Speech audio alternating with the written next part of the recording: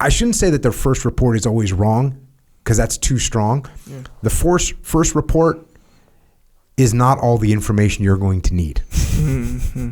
When people would come up to me freaking out about something, I'd be like, Roger got it. Yeah. Like, hey, Roger that.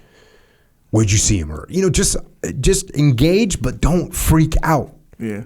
And if you do this with your family, if you do this with your employees, if you do this with the news, if you do this with your life, you're going to be better off. Yeah. You're going to be better off. You're going to be more stable. You're going to be more consistent. You're going to have better perspective. Yeah.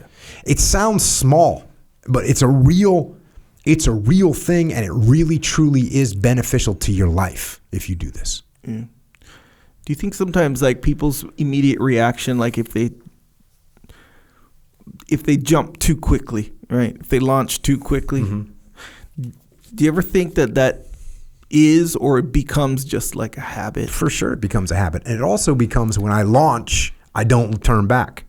Yeah. Because I already committed to it. Yeah, I launched it. I already said disgrace. And when someone says, well, he was actually only, that's taken out of context. You don't go back and delete the tweet, because then you look like an idiot, right? So instead you just leave it and you say, yeah, but even in the context, it could be taken, blah, blah, blah. Or and you just dig in on stupid stuff. So don't put yourself in stupid situations. Don't paint yourself into a corner. All you have to do is listen, read the rest of the article, see what the other reports say. What are you, getting the scoop? What are you, a freaking 1957 reporter? Trying to get the scoop on the tweet, on the post? That's good that you said that right now, because the answer is actually yes, I think. Oh, I know it is. Because it's like, that's what it seems like. I can't read nobody's mind, obviously, but that's what it really feels like when like someone reposts it and then says disgraceful, for example. Mm-hmm. It does seem like they want to be the one to share it with everyone and like proclaim some opinion, like first, like almost like as if, because when you consider it, this is just my interpretation again, I don't know, but someone wouldn't really have motivation to do that if it's old news already, If it's old news, you're not going to it's getting the scoop, bro. Yeah, it is, right? Getting the scoop is definitely a trigger that makes people do this. It's not the only one, but because sometimes people just overreact because of habit. Sometimes they overreact because they haven't learned this simple lesson that I'm trying to teach right now. Yeah. It's a very simple lesson. Yeah. Don't overreact to stuff. It's a very simple lesson, and yet people overreact all the time to all kinds of stuff. Mm.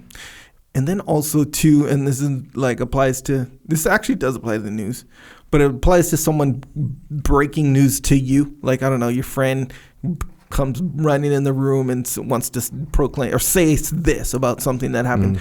Chances are, the chance of them exaggerating it are pretty solid. They're very solid. Yeah. Why? Because they're emotional. They're excited about it. Yeah, they want to tell you something interesting. They want to make sure it hits you hard and all that. Yeah. Well, here's another thing about this. I'm talking about the decision-making process around this, and how this, if you can detach and you can take a grain of salt with new information about how it helps you with your decision-making process, it also will help you remain emotionally stable. Yeah.